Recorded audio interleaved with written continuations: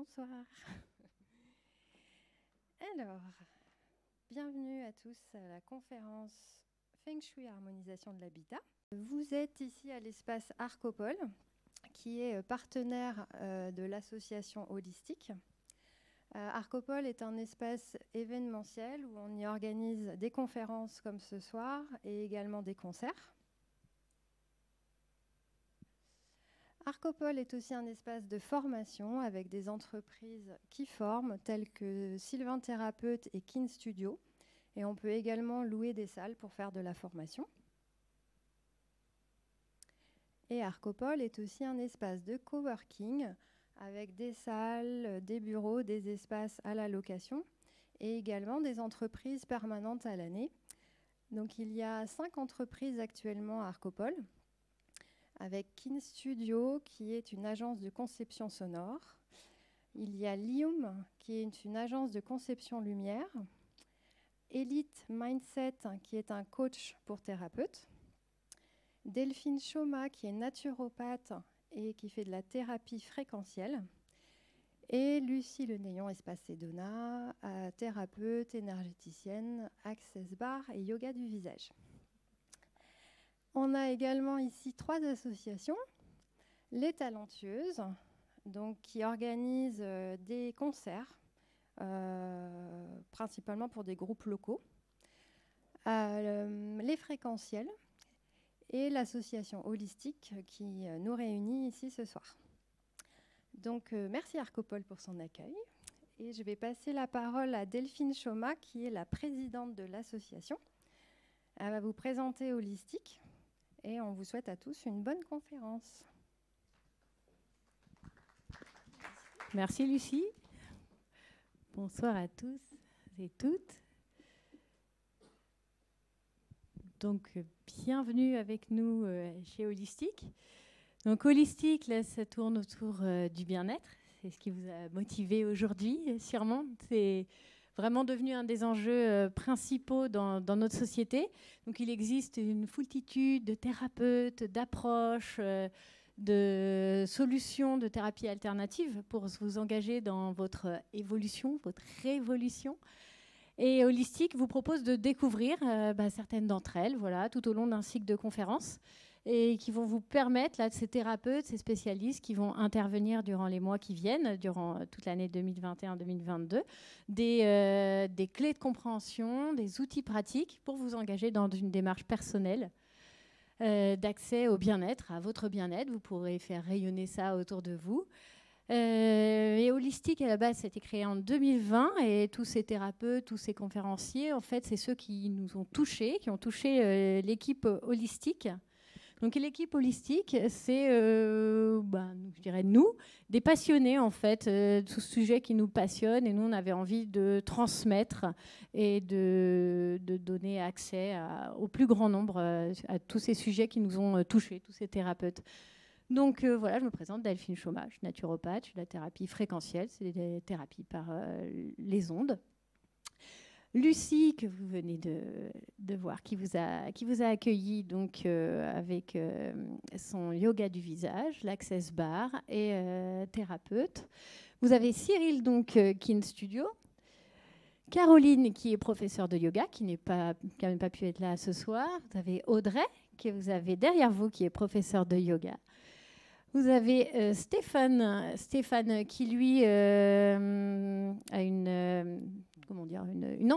entreprise, voilà, Neo Enso, qui est pour le bien-être en entreprise, basée sur le bien-être en entreprise. Marianne, qui est coach en accompagnement, que vous voyez au fond de la salle, accompagnement comportemental, voilà, thérapeute. Et Sylvain Bigot, que nous accueillons ce soir. Voilà, je vous en dis juste un petit peu plus sur Holistique. Hop, je suis peut-être allée... Non.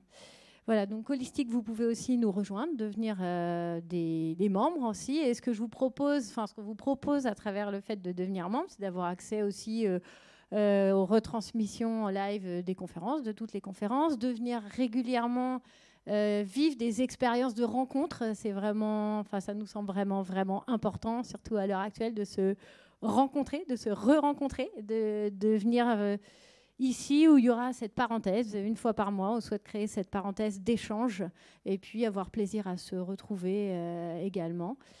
Voilà, donc l'adhésion, devenir membre, c'est 15 € à l'année. Voilà. La prochaine conférence, le mois prochain, donc c'est tous les derniers jeudis du mois. Donc, elle sera animée par Audrey, ici présente, et elle aura lieu le 25 novembre à 18h30. Voilà, ce sera sur le yoga des émotions.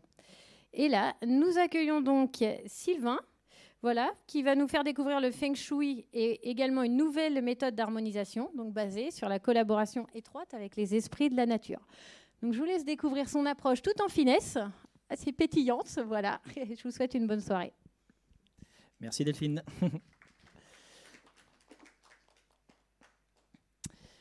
Donc, vaste sujet, le Feng Shui et l'harmonisation de l'habitat. Parce que, bienvenue. Le Feng Shui et l'harmonisation de l'habitat, en fait, entre les deux sujets que je vais aborder ce soir, il y a pratiquement 12 000 ans d'écart. Hein. Donc, le Feng Shui, en fait, il y a des traces qui prouvent son existence il y a pratiquement 12 000 ans. Et l'harmonisation que je vais vous présenter ce soir, c'est beaucoup plus récent, c'est une technique assez récente qui, en fait, va bien au-delà de la géobiologie, si vous avez déjà entendu parler de cette méthode d'harmonisation de l'habitat. Alors, pourquoi harmoniser? Alors, on va en parler beaucoup ce soir. C'est l'avoir, on voit bien que la matérialité a ses limites, c'est-à-dire posséder une voiture, posséder une maison, voire avoir des sentiments de possession vis-à-vis de personnes aussi. Bon, tout ça, c'est limite. On peut passer à un autre stade qui est le faire, donc déjà faire des choses, donc être dans l'action. Donc déjà, on monte à un stade vibratoire un peu plus élevé, mais le stade le plus élevé de tous les stades est l'être. Être bien avec soi-même pour être bien avec les autres. Et donc l'harmonisation de l'habitat, c'est vraiment ça, c'est vraiment être bien avec soi-même pour être bien avec les autres. Voilà un peu le vaste débat. Rapidement, pour vous expliquer un peu d'où je viens, en fait, à la base, je suis scientifique, donc j'ai fait une formation d'ingénieur parce qu'on m'avait dit que pour réussir dans la vie, il n'y avait que 3 métiers. Il fallait être soit avocat, soit médecin, soit ingénieur. Ah bon, ok. Alors, j'ai fait ingénieur. Donc, comme beaucoup, j'ai fait ce que papa ou maman m'a dit. Hein, donc, voilà. Et au bout d'un moment, je me suis dit, j'étais beaucoup dans le faire et dans l'avoir. Et à un moment donné, je me dis, mais ça ne me suffit pas, en fait, ça ne me remplit pas. Et ce que je n'avais pas compris à l'époque, c'est que ça ne me remplissait pas de l'intérieur. Et donc, assez rapidement, j'ai commencé à faire des formations en communication, des formations en marketing, et je me suis aperçu que quelque chose d'assez étrange, mais que les gens ne pensaient pas comme moi. Et j'étais assez surpris, je me dis, mais c'est bizarre, en fait, quand je dis quelque chose, les gens ne comprennent pas, et je ne comprends pas pourquoi ils réagissent comme ça. Et donc, du coup, ça a été une révélation pour moi, et donc j'ai commencé à faire pas mal de formations en ProcessCom, qui est en fait un système de communication pour mieux se comprendre soi et donc pour mieux comprendre les autres. Et ça m'a emmené vers la communication non violente, qui m'a permis aussi de comprendre comment communiquer. Et ça m'a amené vers plus loin, parce que j'ai compris en fait que grâce à ces techniques-là, le centre vraiment important, c'était pas la tête, c'était ailleurs, mais je savais pas où en fait. Je comprenais pas, je voyais bien que quand on communiquait pas avec la tête, ça passait mieux. Et du coup, j'ai commencé à faire des formations. Et comme mon père était géobiologue, mais de l'ancienne école, c'est-à-dire la géobiologie a pris il y a pratiquement 50 ans, je me suis dit, mais je suis sûr qu'il y a des nouvelles techniques maintenant en harmonisation de l'habitat. Et donc, j'ai commencé à faire des formations en géobiologie. Et donc, grâce à ces formations, je me suis aperçu que oui, en 4 jours, j'avais appris plus que mon père en 50 ans. Je me suis dit, waouh, ah oui, en effet, ça a bien évolué. Et grâce à ces formations-là, j'ai en fait développé ce qu'on appelle le clair ressenti. Et j'ai commencé à développer un petit peu la clairvoyance. Et je me suis dit, mais c'est génial, en fait. J'avais l'impression, avant de faire ce stage de géobiologie, de regarder le monde comme ça. Et je me disais, ah ouais, c'est vraiment pas mal. Et la géobiologie m'a fait ouvrir, en fait, tout ce qu'on appelait l'invisible. Et je me suis aperçu que le monde invisible est beaucoup plus vaste et beaucoup plus profond que le monde visible. Et là, ça m'a fait un déclic. Et ce qui m'a fait un autre déclic, c'est qu'à la fin des stages de géobiologie, j'aurais pu être géobiologue. Et en fait, je me suis aperçu qu'il y avait un problème avec la géobiologie. C'était une méthode très mentale. Mentale, ça veut dire fait avec sa tête. C'est-à-dire que dès qu'il y avait des problématiques, c'était mentalement, on se disait, bon ben voilà, j'ai un réseau Hartmann qui est là, il n'est pas bien, alors je vais le repousser, je vais le mettre dans le mur. Là, le cours d'eau, il est là, je vais écraser la nocivité. Et je me disais, mais c'est bizarre, je me dis, mais pourquoi on fait ça comme ça? Pourquoi on force tout ça? Et il y a eu un petit déclic, c'est qu'à un moment donné, on était sur on va dire un dolmen, et on commençait à jouer avec les vortex, les cheminées cosmotelluriques, enfin bon, bref, je vous passe les détails. Et tout d'un coup, on activait des choses, on fermait des choses. Et je me disais, mais c'est bizarre ce qu'on fait là. Est-ce qu'on a l'autorisation de faire ce qu'on fait? Et j'ai eu la réponse, en fait. À un moment donné, je suis revenu pour prendre mon sac. Et dans mon sac, il n'y avait pas de nourriture. Et dedans, j'étais rempli de fourmis. Rempli de fourmis. Elles n'avaient aucune raison de rentrer dans mon sac. Et il y avait des fourmis que dans mon sac. Et là, je me suis dit, il y a un problème avec la nature. Ce qu'on fait, on n'a pas l'autorisation. Il y a quelque chose qui ne va pas. Et donc, tout de suite, après la fin de ma formation, j'ai tapé sur Google harmonisation de l'habitat, nature, respect de la nature et tout ça. Et je suis tombé donc sur des vidéos de François Breton qui expliquaient exactement ma problématique, c'est-à-dire que la géobiologie s'est dépassée. Maintenant, il y a un autre système d'harmonisation qui est en cohérence et en co-création avec les esprits de la nature. C'est-à-dire qu'on ne fait pas. On fait appel à des êtres dont c'est leur métier, enfin c'est pas leur métier, mais c'est leur nature et c'est leur essence. Et du coup là, ça n'a plus rien à voir. C'est-à-dire que nous ne sommes qu'un canal. Et là, ça a commencé à, on va dire, à éveiller des lumières, pas dans la tête, hein, mais dans le cœur chez moi, parce que je me suis aperçu qu'en effet, je pensais que la conscience était dans la tête. En fait, la conscience, elle n'est pas dans la tête, elle est dans le cœur. Et c'est grâce à ces formations, hein, parce que la formation a duré presque 3 ans, que j'ai compris que en fait, l'harmonisation de l'habitat, c'était donc harmoniser certes un habitat, mais c'était aussi harmoniser les êtres humains. Et donc il y avait un vrai lien entre les deux. Et ça, c'était pas nous qui le faisions. On était juste un canal pour aider les gens. Et donc, grâce à cette formation,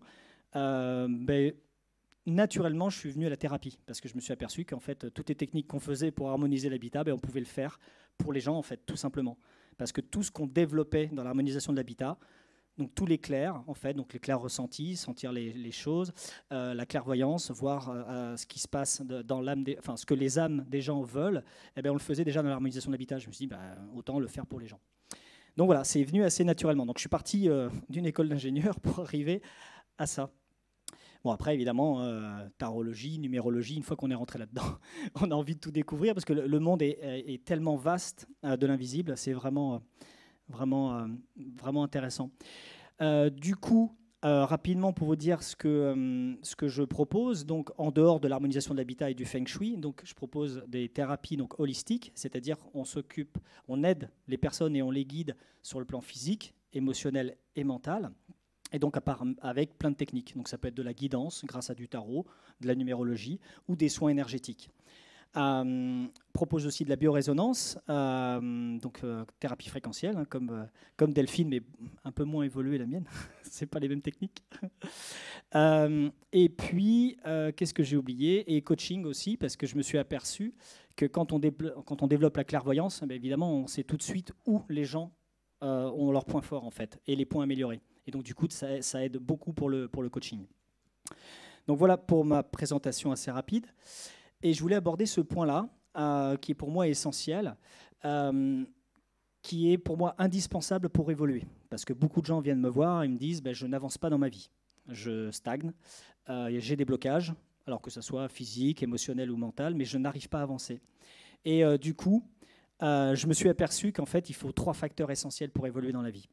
En fait, il en faut un, est-ce que c'est le bon moment? Et en général, le bon moment, c'est quand on a une grosse problématique. Malheureusement, c'est quand c'est négatif, quand on arrive à un mur, une incompréhension, c'est peut-être le bon moment pour changer. Hein, c'est Einstein qui le disait, hein, si vous refaites toujours les mêmes expériences sans rien changer, comment vous voulez changer la conclusion? Donc là, l'idée, c'est qu'à un moment donné, on arrive dans notre vie, il y a un blocage. Alors ça peut être une dépression, une perte d'un être cher, ça peut être un déménagement. On va le voir que le déménagement, c'est essentiel, ça brasse les gens dans tous les sens, parce que si on change de maison, c'est comme si on changeait notre intérieur. Donc c'est pour ça qu'il peut arriver des choses importantes pendant un déménagement. Et après, ça peut être les fameuses nuits noires de l'âme, ce qu'on appelle, même si j'aime pas trop utiliser ce terme, c'est tout ce qui est burn-out, bro-out, voilà, la perte de sens en fait, la perte de sens ou les extrêmes fatigues. Donc c'est le bon moment. Et donc, en général, on va travailler sur la personne. La personne fait une thérapie. Super, elle travaille sur elle. Mais je me suis aperçu qu'en faisant la thérapie seule, des fois, ça ne fonctionnait pas. Pourquoi ? Parce qu'on oublie une clé essentielle qui est l'habitat. Et ça, l'habitat, si on ne le traite pas, les problématiques reviennent en permanence chez la personne. Pourquoi ? Parce qu'elle n'a pas changé son environnement énergétique. Et du coup, elle revient toujours dans les mêmes travers. C'est-à-dire qu'on va aider la personne pendant 15 jours, 3 semaines, et au bout d'un moment, je voyais que les personnes se désancraient. Il fallait que je les réancre en permanence. Ou alors que je fasse, on va dire, un nettoyage émotionnel et que ça soit toujours le même. Et je me disais, non mais il y a un problème. Et ça me disait souvent harmonisation. Dans une carte du tarot, je ne sais pas si vous connaissez le tarot, il y a la carte de tempérance, c'est une carte d'harmonisation et de circulation énergétique. Et à chaque fois, ça me disait harmonisation. Et en fait, je me suis aperçu que c'était ça. En fait, les gens habitaient dans des lieux qui n'étaient évidemment pas harmonisés, parce qu'il y en a très peu en France, on le verra, et qu'il fallait déjà commencer par là. Et souvent, quand on fait une harmonisation, je vous le redirai, en termes d'évolution, on a l'impression que ça stagne, et dès qu'on fait une harmonisation, ça fait ça. L'évolution, on décolle, mais on décolle littéralement. C'est assez impressionnant, ça a été mon cas. En fait, j'ai fait harmoniser chez moi, ma maison, par la personne qui m'a formé, et on va dire presque 6 mois après, j'étais déjà thérapeute. Donc c'est vraiment assez impressionnant. Donc voilà, le bon moment, travailler sur soi et travailler sur son habitat. Et là, qu'est-ce qu'on va faire ? On va gagner en énergie, on va gagner en vitalité. Et donc si on a de l'énergie et de la vitalité, l'évolution elle est là en fait. Parce que si on est épuisé, on ne peut pas évoluer. C'est pas possible. Si notre vitalité est en permanence prise par notre maison, on n'évolue pas.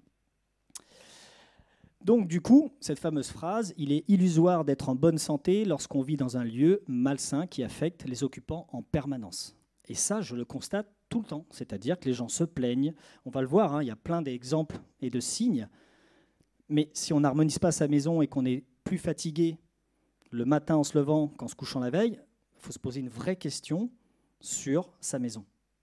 Et ça, on y pense assez rarement. Donc pourquoi harmoniser ? Alors, il y a beaucoup de facteurs. Fatigue chronique. On n'arrive pas à se sortir de la fatigue. On peut dormir 9 heures, 10 heures, 12 heures, et ça ne change rien. Oui, vous pouvez dormir 12 heures dans un endroit qui vous vide, vous serez même encore plus fatigué. Déjà, ça, c'est un facteur important. Troubles du sommeil. Donc, ça peut être des terreurs nocturnes, des cauchemars à répétition. Alors, je veux bien qu'on ait des nettoyages, mais à un moment donné, quand on commence vraiment à faire que des cauchemars, il y a un problème. Et donc là, on pourra en discuter, mais est-ce qu'il y a des entités ? Est-ce qu'on ne dort pas sur un cours d'eau ? Enfin bon, il y a vraiment beaucoup de choses. Ensuite, manque de patience et difficulté à se concentrer. Oui, parce qu'en fait, quand on est dans un endroit qui nous vide de notre vitalité et de notre énergie, on n'arrive pas à se focaliser sur un problème. Et donc le mental, il est complètement perturbé. Et donc, on va voir aussi, on en parlera après, c'est aussi dès qu'on est déstabilisé mentalement, c'est souvent lié à un problème d'ancrage et d'ancrage physique. Les tensions vécues, donc des querelles permanentes, c'est-à-dire des querelles où on a l'impression que ces querelles, on les a dans cette maison, mais qu'on ne pourrait ne pas les avoir si on était ailleurs. Ça aussi, ça peut faire un tilt. Le maladie, la fameuse maladie. J'ai une maladie, j'arrive dans cette maison, 3 mois, 6 mois, 1 an après, j'ai une maladie précise, particulière, et il n'y avait rien qui était précurseur de ça. Donc ça aussi, souvent, vous dormez à un mauvais endroit et on peut retrouver tout un tas de cancers, de problématiques qui sont liées à une attaque énergétique tout simplement permanente quand vous dormez. Parce qu'en fait, on dort un tiers de sa vie.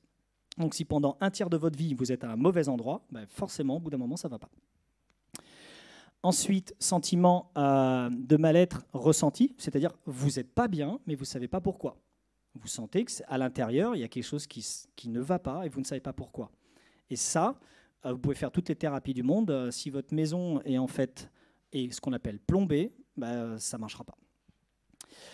Des phénomènes physiques récurrents non expliqués. Donc ça peut être, vous n'arrêtez pas de casser de la vaisselle, vous n'arrêtez pas d'avoir de la plomberie qui saute, des fuites d'eau en permanence. Au bout d'un moment, quand on a tout réparé, c'est pas normal que ça repète. Donc quand ça pète, c'est qu'il y a quelque chose à aller voir. C'est comme le corps physique. La maison, elle ne se trompe jamais. C'est comme notre corps. Si notre corps, on a des problématiques physiques quelque part, c'est qu'il nous parle. Il est le dernier rempart, en fait, le corps physique. Donc si vous avez un problème physique, il faut aller voir. Et ce n'est pas juste soigner les symptômes, c'est comprendre pourquoi vous avez mal. Parce que sinon, ça ne sert à rien. Hein, on va vous donner des pilules et des cachetons, et vous retomberez toujours dans la même problématique si vous n'avez pas compris pourquoi vous avez mal. La maison, c'est pareil. Elle vous parle en permanence. Il y a des synchronicités permanentes, sauf qu'on ne les voit jamais. Et donc, au bout d'un moment, on peut peut-être aussi se poser la question de faire un diagnostic. Sentir des présences. Alors, tout le monde ne les sent pas, mais on va dire principalement, les femmes sentent des entités. Pourquoi ? Parce qu'on a habitué les femmes à tout simplement à être dans leurs ressentis et dans leurs émotions. En général, les hommes, on leur dit « pas d'émotion, tu sens rien, t'avances ». Donc, c'est souvent le cas. Ce qui est pourtant un non-sens en termes de réincarnation, parce qu'on sait très bien que la réincarnation, on se réincarne autant en femme qu'en homme. Mais sauf que la culture sociétale fait qu'une fille peut pleurer, elle peut dire ses émotions et ses ressentis, alors qu'un garçon, il ne peut pas. Donc du coup, dès sa tendre enfance, on lui interdit de ressentir. Donc souvent, les femmes ressentent. Et c'est souvent le cas. Qui achète les maisons ? C'est les femmes. C'est-à-dire, c'est la femme qui dit « Ah, c'est cette maison que je veux, et celle-là, je ne la sens pas. » Remarquez, vous verrez souvent ça dans 80% des cas. Donc, à sentir des entités, des énergies bloquées. C'est-à-dire, hop, tout d'un coup, on a l'impression qu'il y a quelque chose qui est passé dans le dos, mais on n'a rien vu. Des couleurs un peu bizarres, des présences. Donc ça, là, il ne faut pas chercher. Hein. Si vous sentez que vous voyez, c'est que c'est là et c'est que ça existe. Et des blocages externes à l'habitat, donc touchant. Donc, par exemple, des problèmes récurrents avec l'argent, des problèmes récurrents avec votre travail. Vous n'arrivez pas à des blocages et vous avez tout essayé et ça ne marche pas. Et le fameux manque d'ancrage. Alors ça, vous devez peut-être en entendre souvent parler. Hein, on entend souvent parler dans les vidéos de spiritualité.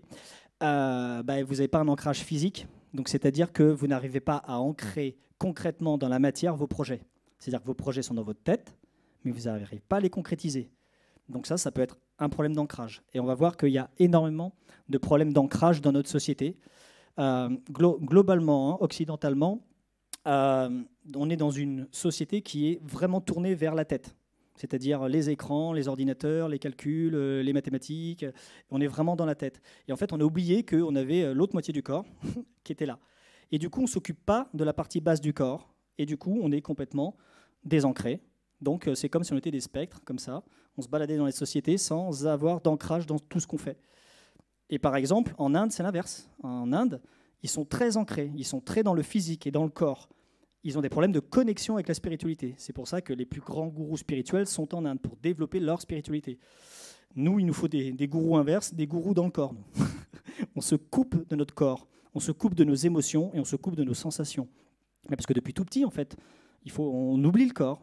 Le corps, ce n'est pas important. Donc voilà, des problèmes d'ancrage.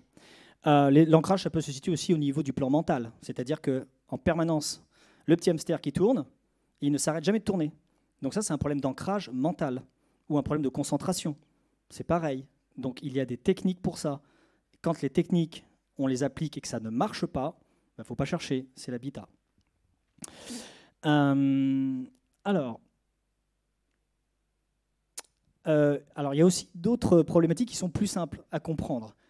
Évidemment, pour ceux qui veulent acheter nouvellement, on n'achète pas près d'un cimetière. On n'achète pas sur une décharge ou une ancienne décharge publique. Le nombre de fois où je sens un taux vibratoire plombé d'une maison, mais vraiment anormal, et on me dit « Ah ben oui, c'était l'ancienne déchetterie et on a construit des maisons dessus. » Waouh, c'est un enfer à nettoyer ça, énergétiquement. Et aussi les lignes à haute tension. On va en parler.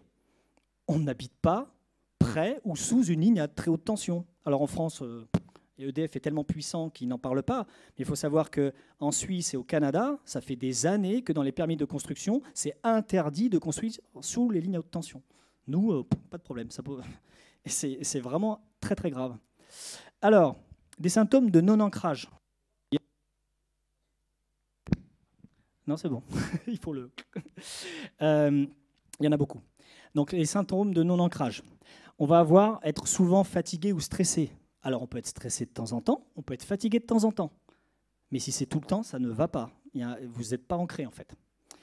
Qu'est-ce qu'il y a d'autre ? Migraine fréquente. C'est pareil. Migraine, c'est pas normal. Donc, à part problème spécifique, mais de toute façon, s'il y a un problème spécifique, il faut aller voir pourquoi il y a ce problème spécifique. Or, problème spécifique, on n'est pas fait pour avoir des migraines. Hein. Donc, s'il y a des migraines, c'est qu'on n'est pas ancré aussi. Manque de vitalité et d'énergie. Oh, je suis toujours fatigué le matin, j'arrive pas à me lever. Là, au bout d'un moment, il faut se poser les bonnes questions. Se sentir déconnecté de son corps et des autres. Beaucoup de gens viennent me voir et me disent oui, je n'arrive pas à rentrer en connexion, je ne me sens pas bien, je me sens déconnecté. Oui, quand on est désancré, on est déconnecté. Être dans la lune, c'est-à-dire qu'on a toujours des projets magnifiques et il n'y a rien qui se construit. Oui, quand il n'y a rien qui se construit, qui se fait dans la matière, c'est un problème d'ancrage. Parce que en fait, si on est sur Terre, c'est pour faire aussi des choses et faire des choses concrètes. Si on n'est que dans sa tête, on a loupé une partie du programme. Parce que sinon, on ne serait pas là. Donc, si on est sur Terre dans la matière, c'est pour aussi faire des choses avec la matière. Avoir des idées sans arriver à les concrétiser, là, je pense que c'est clair. Avoir peur du danger autour de soi, un problème de sécurité. Donc ça, c'est souvent, quand on entend problème de sécurité physique, sécurité même financière, tous les problèmes dits de sécurité sont liés à un problème d'ancrage, parce que c'est le chakra numéro 1, et c'est la sécurité. Et ne jamais vivre dans l'instant présent.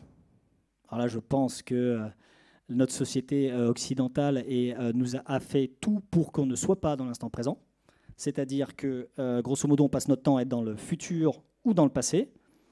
Et, par exemple, on nous apprend, on a appris récemment que, je ne sais plus si c'est la CNIL ou je ne sais plus qui dit que... Non, ce n'est pas la CNIL, c'est je ne sais pas si c'est une association, c'est un truc gouvernemental contre les sectes. Et ils viennent de dire que la méditation en pleine conscience, c'était limite sectaire. Waouh! En fait, voilà, en France, on est capable de dire des horreurs pareilles. Et le yoga, c'est pareil. Hein. Le yoga, c'est, attention, limite, tendance dérive sectaire. Oui, c'est deux pratiques qui permettent d'être dans l'instant présent. Et donc, pourquoi on vous met dans le futur et dans le passé en permanence? Parce que quand vous vous baladez dans le temps comme ça, vous êtes perdu. Et donc, on fait ce qu'on veut de vous. Vous n'avez plus aucune maîtrise sur vous. Parce que le seul vrai temps qui compte pour vous, votre âme, elle vit dans l'instant présent. Dès que vous baladez futur-passé, c'est votre ego, votre mental, et vous êtes identifié à ça. Et là, aucune possibilité d'évolution. C'est impossible. On ne peut pas évoluer si on est dans le passé ou dans le présent. C'est impossible. Donc c'est un problème d'ancrage aussi. Concentration, j'en ai parlé, et ne pas avoir beaucoup confiance en soi. Oui, parce que quand on n'est pas bien dans son corps, qu'on est un peu perdu dans la lune, on n'a pas confiance qu'on peut faire des choses dans la matière. Donc voilà, les problèmes d'ancrage dans une société occidentale, il y en a un paquet. Je crois que 90% des consultants que j'ai ont des problèmes d'ancrage. Oui. Alors, pour comprendre un petit peu l'énergétique et comprendre, pour arriver à l'harmonisation de l'habitat, il faut comprendre que tout est vibration. Tout. La matière telle qu'on l'imagine, en fait, c'est juste une vibration lente. Toutes les autres vibrations sont plus rapides et on ne les voit pas avec nos yeux, mais on peut les sentir avec d'autres capacités. Donc Einstein disait, il n'y a pas de matière, tout vibre à des niveaux vraiment différents. Tesla aussi, qui avait compris beaucoup de choses, si vous voulez comprendre l'univers, pensez en termes d'énergie, de fréquence et de vibration. Voilà, donc tout est fréquence et tout est vibration. Donc quand il y a un problème, c'est qu'il y a un problème vibratoire. Tous les problèmes sont vibratoires et énergétiques. Il n'y a pas d'autre problème en fait. Et juste pour comprendre, en fait, l'énergie du physique, du plan matériel, donc c'est la matière et c'est l'argent. Donc l'argent, ce n'est pas mauvais en soi, c'est juste un échange énergétique, mais dans le plan physique. Avec de l'argent, je peux acheter une maison. Exemple. On a aussi l'énergie émotionnelle, donc là, c'est plutôt l'amour et la paix. Donc là, c'est ce qu'on a besoin de rayonner, et c'est ce qui manque cruellement dans notre société, hein, l'amour, mon Dieu. Et l'énergie mentale, qui est la pensée libre, c'est-à-dire penser librement. C'est-à-dire, quand on vous dit quelque chose, est-ce que vous pouvez prendre du recul sur ce qu'on vous dit, et vous avez le droit de ne pas être d'accord. En ce moment, la pensée libre, c'est difficile. Hein. Donc, est-ce que ce qu'on me dit, est-ce que pour moi c'est juste ou ce n'est pas juste? Donc la pensée libre, hein, on l'oublie, hein, mais c'est vraiment l'énergie mentale hyper importante. Le taux vibratoire, parce que je vous ai déjà parlé du taux vibratoire. Pour comprendre l'énergétique, il faut comprendre en termes de taux vibratoire, parce que je vous dis que tout est vibration. Eh bien, chaque objet, végétal, minéral, personne, maison, a un taux vibratoire. On a tous des taux vibratoires. Et en fonction de ce taux vibratoire-là, on peut savoir si on est en bonne santé ou pas, si on est en pleine évolution ou pas. Et donc, ça se mesure. C'est vraiment le truc de base qu'on fait même en géobiologie, c'est mesurer le taux vibratoire. Donc, quand vous avez un lieu avec une vibration élevée comme ici, ça favorise tout.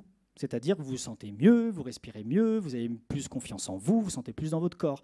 Eh bien, l'inverse est aussi vrai. Dans un lieu bas en vibration, eh bien, on ne se sent pas bien, on peut se perdre dans nos pensées, on se désancre, par exemple, si on était ancré. Donc, c'est vraiment la loi d'attraction de base. Donc, le taux vibratoire, en fait,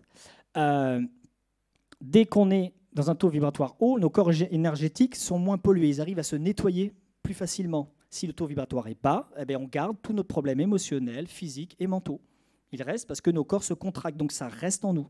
Alors que si on est dans un lieu haut en vibration, nos corps se dilatent et l'énergie peut rentrer dedans et circuler, et ça se nettoie tout seul. Donc le taux vibratoire d'une personne dépend avant tout de sa santé globale. Si la personne est en mauvaise santé, que ce soit physique, émotionnelle ou mentale, son taux vibratoire chute. Et l'inverse est vrai. Donc un lieu avec un haut taux vibratoire permet à une personne d'avoir un haut taux vibratoire et donc de faire remonter en fait toute l'énergie et faire circuler l'énergie sur les trois plans.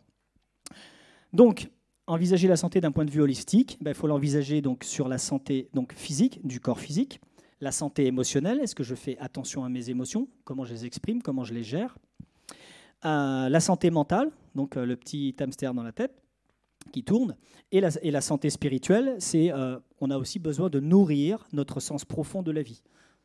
À bout d'un moment, on a envie de se poser des questions. Donc c'est ce qui m'est arrivé, moi, à la quarantaine. Je me suis dit, il y a certainement autre chose que ce que je suis en train de faire, en fait. Donc voilà, j'avais besoin de nourrir ma santé spirituelle. J'avais besoin d'avoir une connexion à quelque chose de plus haut que moi. Qu'est-ce qui fait baisser le taux vibratoire ? Donc, c'est la loi d'attraction. Hein, donc, c'est tout ce qui est négatif va vous plomber. Donc, la maladie, la pollution, les blocages énergétiques, les pensées négatives et malsaines. Allez, ce que je fais, c'est pas bien. Je suis une personne pas bien. L'autre, il m'a mal regardé. Et ainsi de suite. Vous savez, ces pensées-là. Les émotions négatives. Donc, il y en a un paquet. Hein. La peur, la tristesse, la culpabilité. Alors, je pense que la culpabilité, tout le monde en a. Et c'est vraiment à différents degrés. Et ça nous fait vraiment baisser et chuter en taux vibratoire. La malveillance, le fait d'être sédentaire. Ben oui, parce que quand on est au même endroit, et que si le lieu il est forcément plombé, s'il n'a pas été harmonisé, à force, ça nous tire dessus. Alors que quand on bouge, eh bien, on passe d'un endroit positif à un endroit négatif. Positif, négatif, ça fait que notre corps, il se dilate, il se contracte. Ça, à force, ça nous fait du bien. C'est pour ça qu'il faut marcher, c'est pour ça qu'il faut faire du sport, il faut aller dehors. Si on reste tout le temps chez soi, même si c'est harmonisé, au bout d'un moment, ça ne va pas. Il faut à un moment bouger. La sédentarité pousse à la maladie. Les ondes électromagnétiques nocives, alors les compteurs Linky, la 4G, la 5G, le Wi-Fi, les machins, tout ça, c'est nouveau, c'est nous qui l'avons inventé et nous nous polluons en permanence. Qu'est-ce qu'il y a d'autre ? L'alimentation industrielle et les pesticides, ça nous fait chuter le taux vibratoire. Voilà, donc faire attention à ce qu'on mange. Télévision et médias de masse, oui, parce qu'ils agissent comme contrôle mental sur nous. Quand il y a une télé avec du son et des images qui tournent, on est comme des mouches en fait sur un lampadaire. Et donc du coup, on chinte la pensée libre, il n'y a plus de pensée libre, et tout ce qui est dit, on l'ingurgite. C'est super dangereux. Donc vraiment, si vous voulez évoluer à pas cher, vous coupez la télé, vous coupez la radio, vous ne regardez pas les journaux. Et je peux vous dire que là, votre taux vibratoire, tous les jours, il va monter un petit peu. C'est hallucinant. Situation conflictuelle de couple et au travail, ça évidemment, ça fait baisser le taux vibratoire. Et les zones pathogènes et les lieux plombés, évidemment. C'est ce qu'on va voir maintenant. Donc, quels sont les 5 phénomènes perturbateurs les plus importants pour l'habitat ? Alors, on a les phénomènes naturels dits terrestres. Donc, c'est tout ce qui est tellurique, la Terre. Donc là, on a les cheminées cosmotelluriques. Alors, je vous passe tous les détails. C'est des espèces de points d'acupuncture qui respirent. Donc, quand on est à côté d'un point comme ça, en permanence, notre corps, il vibre à l'unisson de cette cheminée qui fait que se dilater, se contracter toutes les 20 secondes. Donc, la cheminée cosmotellurique, il ne faut pas être à côté. Ensuite, on a les failles. Donc, les failles, c'est des failles de terrain. Quand les terrains en fait, sont fissurés, ces failles-là créent en fait, des grosses perturbations telluriques. Et surtout, ne pas être au-dessus. Tout ce qui est rivière souterraine, donc ça en général, vous le savez tous, hein, on ne dort pas sous une rivière, sauf si c'est harmonisé. Et les vortex, bon ça c'est un peu complexe à comprendre, c'est pas la peine de rentrer dans le détail. Tout ce qui est invention de l'homme, tout ce qu'il aurait dû s'abstenir de faire, donc tout ce qui est électricité, électromagnétisme non protégé, non blindé, toutes les ondes radio, les micro-ondes, la 5G et compagnie. Donc pareil, le micro-ondes, c'est une catastrophe. Hein. Votre micro-ondes, au bout de 3-4 ans, il est déjà plus étanche. Et vous prenez un nombre d'ondes incroyable. Donc on arrête les micro-ondes. Les mémoires du sol, ça c'est super important. C'est-à-dire que quand vous avez un habitat, vous avez d'abord le sol. Ça fait 4,5 milliards d'années qu'il est là, le sol. Hein. Et vous, votre maison, à côté, en termes d'âge, c'est rien. Donc, qu'est-ce qui s'est passé sur ce terrain-là? Donc, les trucs faciles, c'est les anciens cimetières, les anciennes déchetteries, mais il n'y a pas que ça. Il s'est passé en 4,5 milliards d'années, il s'en est passé des choses. Donc ça se nettoie. On a les mémoires des murs, et ça, on le comprend. Si vous allez dans une maison où les gens ont passé leur temps à s'engueuler et se crier dessus pendant 30 ans, les murs, ils prennent. Cette énergie-là est plombante, descend, et elle s'incruste partout. Il faut l'enlever. Donc, la mémoire des murs, dans des vieux habitats, c'est souvent, ça passe même au-dessus des problématiques du sol. Donc, c'est évident. Alors, évidemment, les meurtres, j'en passe pas, les violences et tout ça, là, ça s'incruste partout. Donc ça, ça pose des vrais problèmes. Et la mémoire des murs, c'est les fameuses les âmes errantes, même si j'aime pas dire ça, parce qu'une âme ne peut pas errer par définition, mais on va appeler ça comme ça pour que ce soit plus simple. Et tout ce qui est magie noire et compagnie. Ça, je vais appeler ça la mémoire des murs. Et l'aménagement des lieux. Oui, si votre lieu est mal aménagé, mal équilibré, pas aéré, là, on aborde le problème du feng shui. Et donc, d'où cet art ancestral, parce qu'ils avaient déjà compris ça il y a plus de 12 000 ans, qu'en fonction de l'aménagement de votre lieu, vous pouvez être en bonne santé ou pas. C'est un truc assez incroyable. Donc, pour résumer ce que je viens de dire, donc, dans une maison, toutes les problématiques qu'il peut y avoir, donc tous les réseaux géobiologiques, donc ça on n'en a pas parlé, mais la Terre est en permanence bombardée d'un rayonnement électromagnétique. Donc, on avait les réseaux Hartmann, Curie, Wiesmann, enfin, on en a dans tous les sens. La mémoire des murs, les champs électromagnétiques, l'eau souterraine, la mémoire du sol, les failles géobiologiques. Donc, tout ça fait qu'à un moment donné, à chaque fois, ça baisse le taux vibratoire de la maison.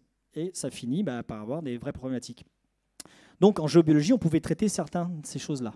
Mais il y a plein de choses qu'on ne pouvait pas traiter, ou en tout cas pas qui tiennent dans le temps. Donc ça, c'est le constat qu'on fait. Et ça, je parle de réseau de gens qui harmonisent comme moi. 95% des habitations sont à nettoyer en France et à harmoniser énergétiquement. Juste 95%. Il n'y a pratiquement rien qui est nettoyé. Rien. En fait, c'est pour vous donner un ordre d'idée. Il ne vous arriverait pas à l'idée de ne pas nettoyer votre maison et de passer le balai pendant 1 an. Tout le monde passe au moins, dans le pire des cas, une fois tous les 15 jours. Nous, on ne nettoie jamais énergétiquement. Les Indiens d'Inde nettoient 2 fois par jour énergétiquement leur lieu. 2 fois par jour. Ils passent le balai et après, ils font des prières, des offrandes, ils brûlent de l'encens, ils regardent leur dieu qu'ils préfèrent, donc Shiva, Shakti et j'en passe et des meilleurs, et ils nettoient leur lieu énergétiquement. Dès qu'une personne négative rentre chez eux, ils nettoient derrière. Qui fait ça en France? Nobody. Donc, il est important de faire diagnostiquer son habitat. Alors, un tout petit peu de théorie pour comprendre, parce que je vous en ai déjà un petit peu parlé. Il faut comprendre les plans. En fait, on a 3 grands plans. Donc, le plan physique qui se situe sous le nombril, et donc c'est ce qu'on appelle les parties d'inconscience, et donc c'est géré par les chakras 1 et 2. Ce plan physique-là donc se nettoie. Et principalement, c'est le feng shui, comme on va le voir. Parce que physique, je prends les meubles, je les déplace, je vire des tableaux, j'enlève des choses, je change les couleurs, je déplace la porte. c'est le plan physique. Et ça se situe ici. C'est tout ce qui est ancrage. On a le plan émotionnel qui se situe là. Donc tous nos problèmes émotionnels sont concentrés ici, que ce soit la peur, la colère, l'amour, tout se situe ici. Donc là, ça se nettoie et ça se travaille aussi. Et là, on est par contre sur le nettoyage énergétique et l'harmonisation énergétique. On commence à être dans l'énergie. Et le plan mental, qui se situe au niveau du cœur et à l'infini. Et ça, va être les pensées, la spiritualité et autres. Et tout ça aussi, ça se nettoie, ça se travaille énergétiquement. Donc voilà les différents plans. Après, je vous ai mis les chakras, mais on pourra en discuter après, parce que là, c'est plus une conférence qu'il faut, c'est une formation. Allez, un zoom sur le Feng Shui. Donc, ce n'est pas juste qu'une tradition, en fait, le Tao, le Feng Shui. C'est vraiment un art de vivre et une compréhension énergétique, mais multimillénaire. On n'arrive pas à imaginer 12 000 ans. Vous imaginez? Enfin, wow. Il y a 12 000 ans ici en France, on se tapait dessus avec des gourdins, quoi. Enfin, voilà. Donc, nous manifestons dans la matière ce que nous sommes. Et ça, c'est hyper important de comprendre cette loi-là. Tout ce qui est à l'intérieur est à l'extérieur. C'est-à-dire que notre conscience, nous la projetons toujours sur l'extérieur. C'est pour ça que tous les gens qu'on voit tous les jours dans la journée ne sont nos propres miroirs de notre propre conscience. C'est-à-dire que si quelqu'un nous énerve, c'est qu'il y a quelque chose qui est énervé en nous qu'il faut aller regarder. Ce n'est pas la faute de l'autre. L'autre est un miroir. Eh bien, la maison, c'est pareil. Si la maison, il y a des problématiques dans la maison, c'est que vous avez des problèmes à l'intérieur de vous. Donc, ils se sont dit, il y a 12 000 ans, si je change l'extérieur, est-ce que ça va changer l'intérieur? Et oui, et ça marche comme ça. Donc, si vous aménagez l'extérieur, ça va changer des choses en vous. Parce que je peux vous dire que le Feng Shui, ça brasse. Et ça brasse sévère. Pour ceux qui en ont fait ici du Feng Shui, changer un meuble, changer une couleur, il y en a qui mettent des années à faire ce qu'on leur dit. Des années, tellement ça brasse. Donc c'est hyper important de comprendre ça. Tout ce qui est à l'intérieur est à l'extérieur. Et ça, c'est une loi de l'univers. Principe, donc ça je vous l'ai dit, principe d'inversion. Ben voilà. Donc le Feng Shui, ça parle de nous. Donc quand vous rentrez chez les gens, moi je sais tout ce qui se passe à l'intérieur d'eux. Sur tous les plans. Le plan physique, le plan émotionnel, le plan mental. Il suffit juste de faire une lecture, il suffit juste de regarder où sont les tableaux, la couleur, où est le tapis, où est la porte, où est le bureau. On lit tout en fait. C'est assez impressionnant. Parce qu'on ne fait jamais rien par hasard. Et d'ailleurs, il y a des gens, quand ils ne vont pas bien, souvent ils changent d'habit, ils changent de meubles, ils déplacent un truc, ils le remettent 4 fois au même endroit, et puis ils ne savent pas comment le faire. Oui, ça veut dire qu'ils sont indécis, il y a des problématiques, ça on le voit très souvent. Donc le Feng Shui, il y a 2 Feng Shui. Il y a le Feng Shui extérieur et le Feng Shui intérieur. Le Feng Shui extérieur, il faut savoir que une maison, 70% du bon boulot, c'est fait à l'extérieur. Donc c'est où je choisis ma maison. Ça paraît logique. Vous n'allez pas prendre une maison qui est au bord de l'autoroute. Je pourrais faire le plus beau Feng Shui de la Terre. Si votre maison est au bord de l'autoroute, votre maison est au bord de l'autoroute. Si votre maison est sous une ligne à haute tension, votre maison est sous une ligne à haute tension. Je peux mettre des super trucs zen dans la maison, ça ne changera rien. Donc, 70% du boulot du Feng Shui, c'est comment vous êtes positionné, où vous êtes positionné, dans quel quartier, dans quelle rue. Est-ce que vous êtes dans un virage? Est-ce que vous êtes dans une ligne droite? Tout se fait là. Il y a énormément de choses. Et donc, je vous passe tous les détails, mais voilà, il faut regarder les émergences à l'est. Alors, là, je vous parle du Feng Shui, moi, de la forme ou de la porte. Je ne parle pas du Feng Shui dit de la boussole. Le Feng Shui de la boussole, c'est on prend une boussole, on regarde le nord et on fait tout comme ça. Non, pour moi, ce Feng Shui-là n'est pas intuitif. On fait un Feng Shui en fonction de ce qu'il y a et de l'intuition qu'on en a. Donc, ce qui fait que le nord en Feng Shui que je vais vous montrer, il est peut-être au sud. Donc, ça n'a aucun rapport avec les points cardinaux. Donc, qu'est-ce que j'ai à l'est qui pousse et qui émerge en moi? Qu'est-ce que j'ai au sud? Est-ce que j'ai quelque chose qui me permet de me développer et d'évoluer dans la vie? Qu'est-ce que j'ai à l'ouest qui me permet de récolter tous les fruits que j'ai eus pendant toute cette saison? Et qu'est-ce que j'ai dans mon dos, dans mon nord, qui me protège et qui fait que je me sens en sécurité? Vous vous situez comme un empereur au milieu de ça, c'est l'ancrage. Si ça, votre maison, elle respecte une émergence, alors une émergence c'est physique, on voit quelque chose qui monte.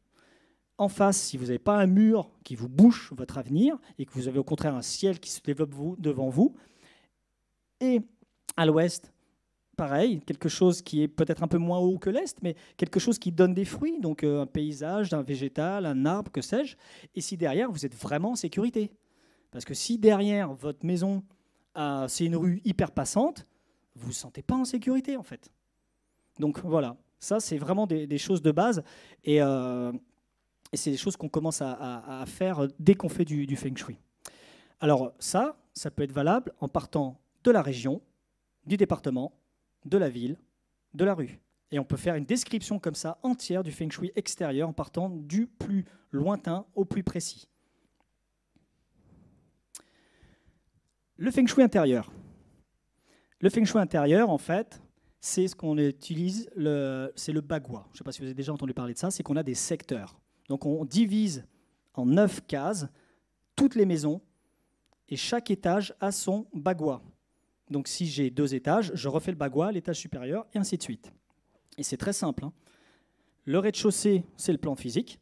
Si vous avez un étage, c'est le plan émotionnel. Si vous avez un 2e étage, c'est le plan mental. Si vous avez encore d'autres étages, c'est le plan spirituel, et ainsi de suite.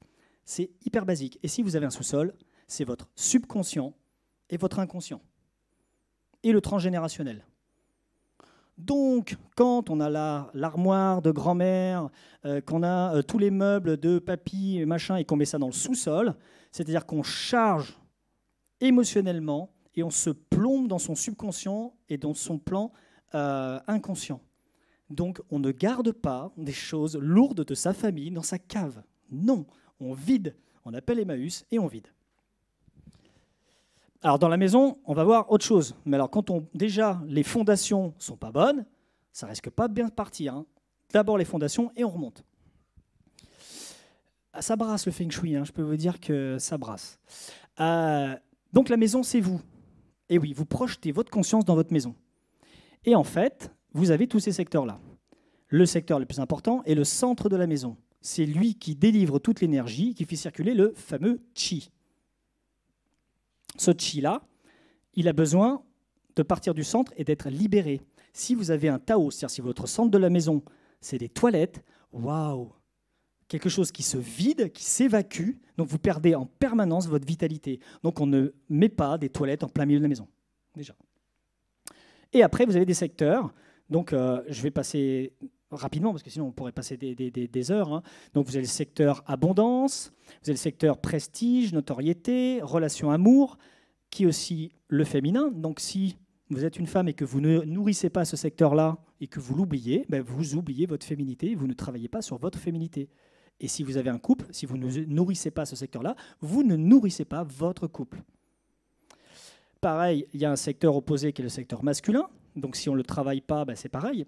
J'ai vu des maisons en fait où le secteur de l'homme, il n'est même pas dans la maison. Il est en dehors de la maison. Et la problématique de la dame, c'est qu'elle ne trouve pas de compagnon. Il ne faut pas chercher. Comment on fait pour nourrir ce secteur qui n'est pas dans la maison? Et là, il y a plein d'astuces de Feng Shui pour créer un secteur qui est ce qu'on appelle manquant.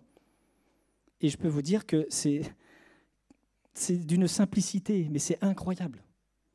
Le nombre de femmes qui ne respectent pas et qui n'écoutent pas leur féminin, parce que le secteur féminin n'est pas nourri. C'est tout. Il ne faut pas chercher à comprendre. Et on a d'autres secteurs, comme le projet, les enfants, la créativité, les voyages, le chemin de vie, la carrière. Pareil, on n'avance pas dans sa carrière. Si le secteur carrière n'est pas nourri, on n'avance pas dans sa carrière. Alors là, en Feng Shui, vous voyez souvent, vous connaissez peut-être le chat en or avec la patte là, qui fait ça là. Ça, c'est synonyme de l'abondance en Asie. Vous verrez toujours, soit dans la carrière, pour avoir de l'argent, soit dans l'abondance, dans le coin ami, ils le mettent toujours là. Tout est pensé, tout. Il n'y a rien qui est au hasard, parce que toute votre conscience et votre inconscient se projettent dans votre maison. Donc, le Feng Shui, c'est l'acupuncture de l'habitat. Donc, si vous mettez, comme on a dit, un exemple, par exemple, dans la spiritualité, qu'est-ce qu'on pourrait avoir qui ne marche pas? C'est difficile de faire sans des exemples. Mais grosso modo, vous avez compris qu'en fonction de ce que vous mettez dans un secteur, vous informez ce secteur de quelque chose.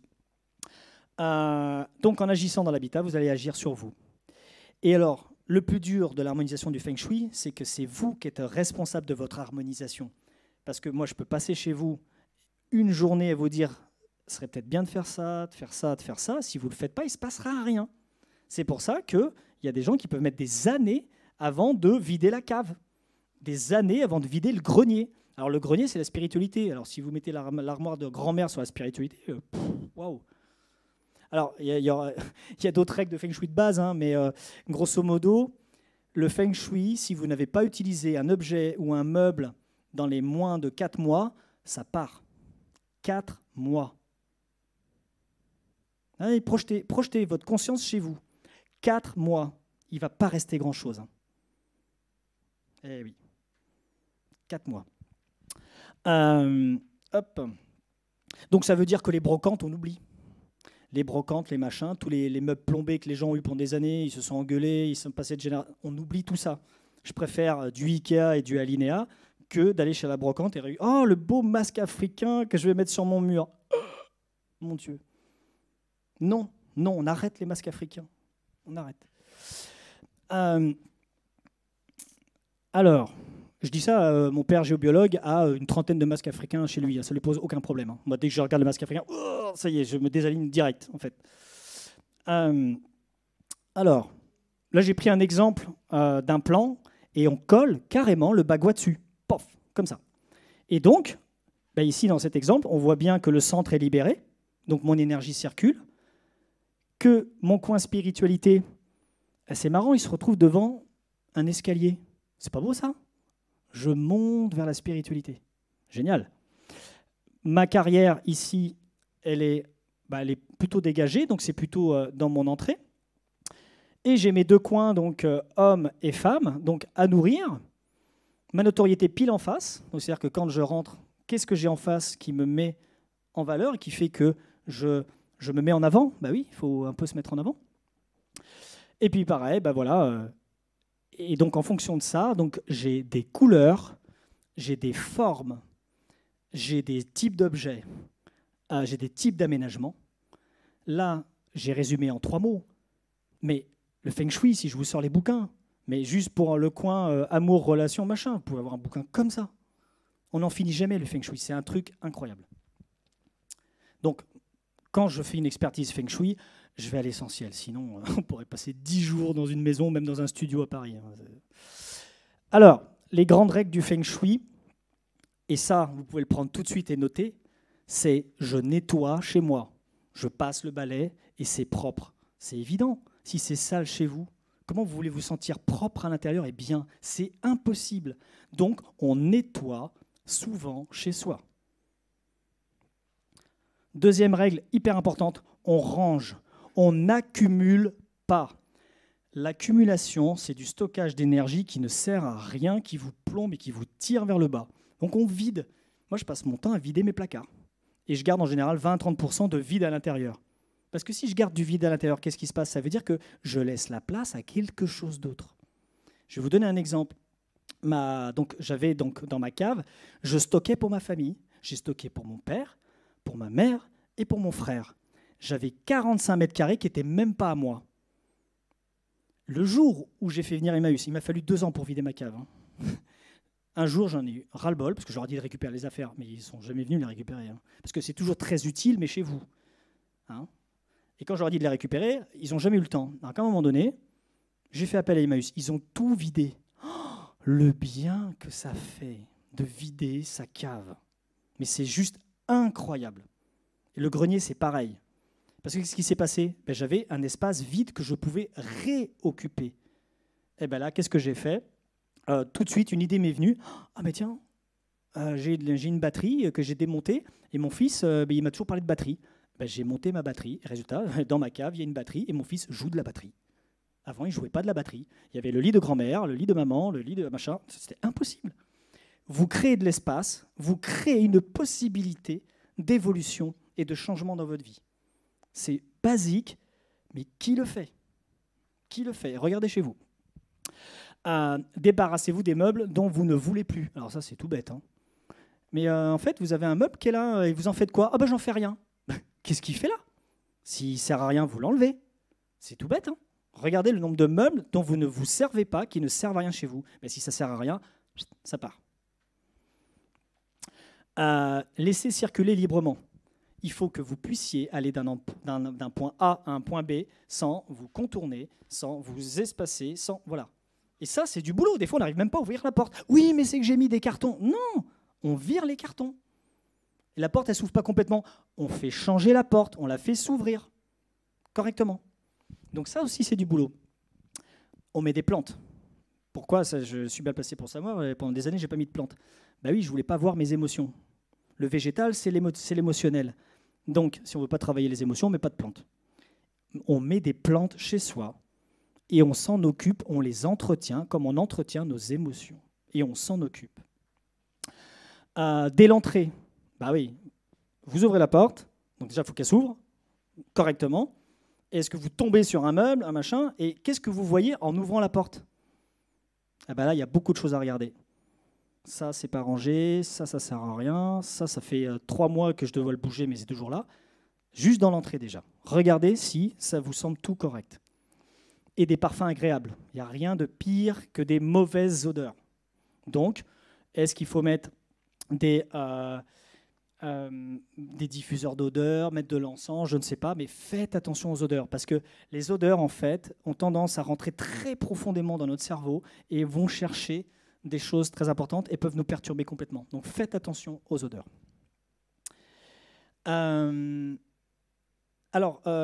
C'est Anthony qui m'a donné des photos. Est-ce que, Anthony, tu veux qu'on montre les photos? Est-ce que tu as des questions à poser?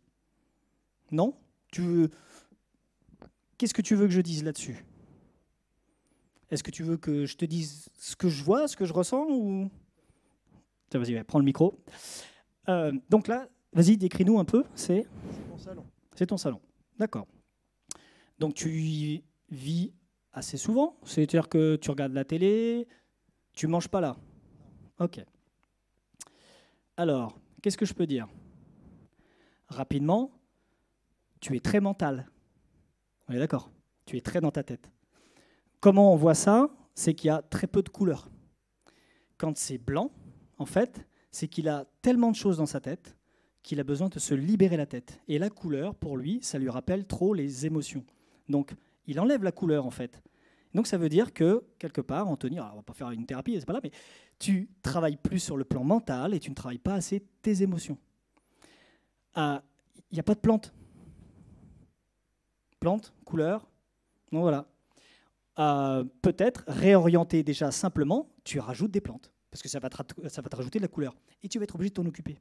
Donc, en t'en occupant, tu vas aussi t'occuper de toi. Parce que là, en fait, tu es principalement projeté à l'extérieur. On est d'accord? Qu'est-ce que je peux dire? C'est très propre, c'est très rangé. Donc, tu es quelqu'un d'ordonné. On est d'accord? Ok.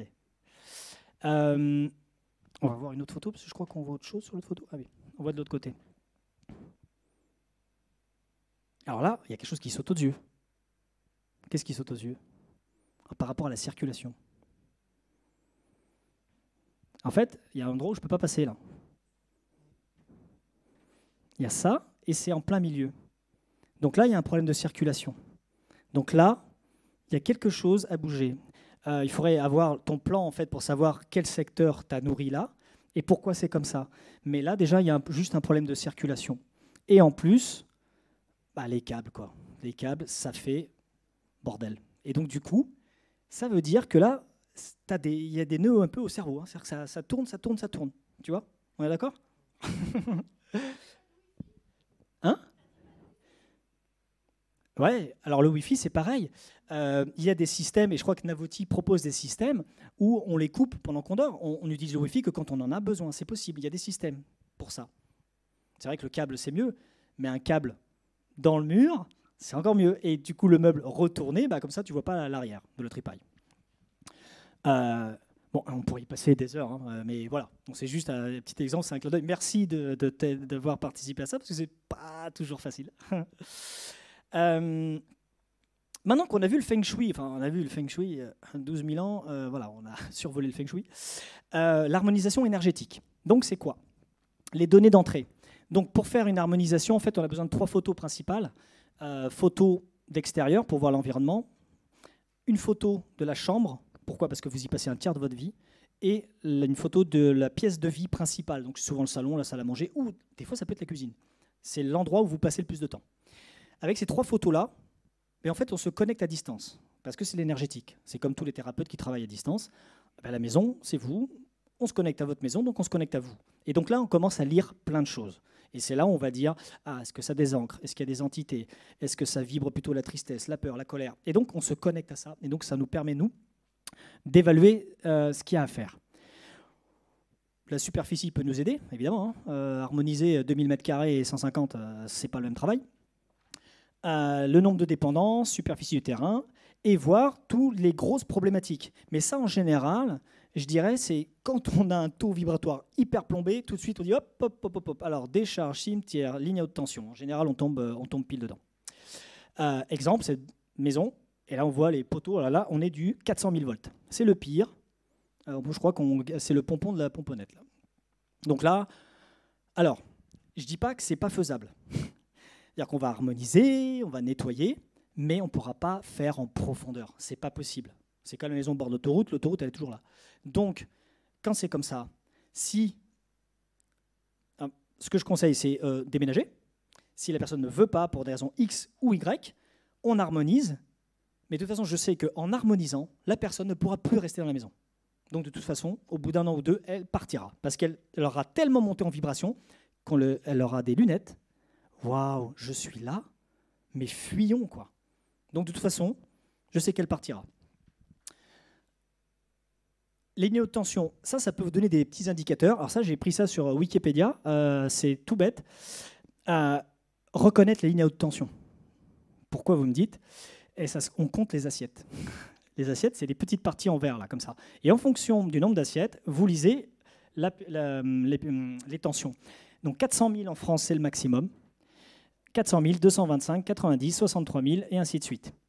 Et bien, en fonction du nombre d'assiettes, vous devez avoir une maison qui est dans un secteur protégé. Et donc, c'est quoi? C'est ça. 400 000 volts, il ne faut pas avoir une maison à moins de 430 mètres d'une ligne à 400 000 volts. Et ainsi de suite. 225 000 volts, 250 mètres. Alors, si vous voulez faire simple, 400 000 volts, 400 mètres. 225 000 volts, 225 mètres. Hein. Simple. Donc, si votre maison est en dessous, courage, fuyons. On change. On pourra faire des choses, on pourra un peu améliorer, mais on ne pourra pas tout changer. Ce n'est pas possible. Les autorisations. Alors ça, c'est aussi essentiel. Et on va toucher aussi un peu à l'éthique. C'est-à-dire que moi, j'ai besoin des autorisations. Alors, si les gens sont propriétaires ou s'ils sont locataires, ce n'est pas grave, parce que c'est la personne qui habite dans le lieu. Mais il me faut les autorisations de tout le monde. C'est-à-dire que c'est souvent madame qui m'appelle, et monsieur, il n'est pas au courant. Ah, bah oui, bon, ok. Enfin, c'est toujours la même chose. Hein. Les hommes ne vont pas regarder à l'intérieur d'eux-mêmes, et que les femmes, bon, bref. Du coup, moi, j'ai besoin d'autorisation de tout le monde. Et quand je dis l'autorisation de tout le monde, c'est un vrai oui. C'est pas oui, tes trucs, vas-y, je m'en fous, fais ce que tu veux. Non, ça, c'est un non. Par contre, un oui, peut-être, c'est oui, moi, j'y connais rien, mais par contre, je te fais confiance. Ah, ça, c'est un oui. C'est un petit oui, mais c'est un oui. Donc, il faut l'autorisation de tout le monde. Donc, s'il y en a un des deux qui ne veut pas, ou si c'est un couple à 3, si les 3 ne veulent pas, non. Il en suffit d'un et on ne le fait pas. Déjà. Voilà. Oui, j'aime bien cette phrase. Quand quelqu'un désire la santé, il faut d'abord lui demander s'il est prêt à supprimer les causes de sa maladie. Alors seulement est-il possible de l'aider. C'est ce que je vous ai dit, et ça, c'est une base. Les enfants, on ne demande pas l'autorisation parce qu'on estime qu'ils sont sous la responsabilité des parents. Et énergétiquement, c'est le cas. C'est-à-dire que la plupart des enfants que je traite, je passe d'abord par la mère quand c'est de 0 à 7 et le père éventuellement de 7 à 14. En général, c'est comme ça que ça fonctionne. Bah là, c'est pareil. On ne demande pas l'autorisation aux enfants parce que de toute façon, on est là pour eux et pour les aider. Et puis moi, j'ai une demande à faire à l'univers. C'est-à-dire que des fois, on me dit non. Et je ne cherche même pas à comprendre. C'est comme ça. Je travaille en collaboration avec les esprits de la nature. Ce n'est pas pour aller contre eux. S'ils me disent que c'est non, c'est qu'il y a un autre plan beaucoup plus vaste dont je n'ai aucune idée et qui me disent que non, on ne touche pas ça parce que nous, on travaille sur toute la région. Là. Et donc là, tu ne touches pas à ça. Donc il est possible que je dise non. Ça peut surprendre. L'harmonisation a un déroulement. Ça se passe sur une journée. Si on fait le feng shui, évidemment. Donc, On visite le lieu. A priori, on a eu les plans avant pour le Feng Shui. Ça permet de poser le bagua. Et on va exposer les problématiques avec l'habitant toute la journée. Donc c'est souvent une journée un peu chargée où souvent on peut prendre des notes ou enregistrer parce qu'il y a énormément d'informations. On commence souvent par ce qu'on appelle le nettoyage énergétique. Nettoyage énergétique, donc c'est là où on va nettoyer mémoire du sol, mémoire des murs. Et déjà là, il y a un gros boulot de fait. Souvent, on se remet à respirer après le nettoyage. Ça commence un peu à se dégager au niveau du plexus. Et ça, c'est un mode méditatif qui peut durer 1 à 2 heures. On sait quand ça commence, on ne sait pas quand est-ce que ça finit. Parce que comme ce n'est pas nous qui travaillons, mais ça passe par nous, le boulot, il est fait quand il est fait. Donc des fois, on commence, on s'arrête, on mange, on reprend après, et puis à un moment, ça s'arrête. Là, c'est bon, on peut passer à autre chose. Il faut que la personne soit là, évidemment. C'est le mieux. Après, tout le monde n'est pas capable de méditer pendant 2 heures. Donc, du coup, ce que je propose, c'est de méditer au moins 1 demi-heure au début. Et après, la personne va qu'à ses occupations. Ça ne pose pas de problème. De toute façon, le travail va se faire quand même. L'harmonisation énergétique, pareil. On sait quand ça commence, on ne sait pas quand est-ce que ça finit. En général, c'est un peu plus court, de 1 à 2 heures, pareil. Et on commence la méditation et au moins 1 demi-heure avec l'habitant. Et le Feng Shui, c'est entre les deux. C'est-à-dire que j'enchaîne pas les deux, parce que sinon, 4 heures de médite, c'est pas possible. Donc du coup, entre les deux, on conseille, on regarde les plans, on déplace des meubles, on bouge des choses. Et là, il y a tellement d'informations, vous avez vu, sur juste un secteur, on peut y passer la journée sur un secteur. Donc du coup, je vais à l'essentiel et je dis les choses les plus importantes. Mais il y a beaucoup d'informations, hein. Il y en a qui pourront témoigner ici, que je connais, à qui j'ai fait du Feng Shui. Il y a beaucoup de choses. La seule chose qu'on peut faire à distance, c'est le nettoyage et l'harmonisation. On ne peut pas faire le Feng Shui à distance. Parce que là, déjà, avec Anthony, j'avais que 2 photos, 2 angles, donc je peux pas. Il faut que je vois le plan, il faut qu'on voit les espaces. Par contre, non, le nettoyage et l'harmonisation, on peut le faire à distance parce que c'est un travail purement énergétique. Donc, dans le plan émotionnel, mental. Le plan physique, il faut que je me déplace pour voir exactement ce qui se passe et comment ça se passe. Sylvain ? Oui. J'ai une question. Tu parlais de méditer pendant 30 minutes, mais si on n'a jamais médité de notre vie ? On n'harmonise pas chez soi. On essaie de tenir ce qu'on peut. Au moins, on reste fixe et on se connecte à son corps. On essaie de voir ce qui s'y passe. Je sais que c'est pas simple, hein. Pour ceux qui ne méditent pas, ils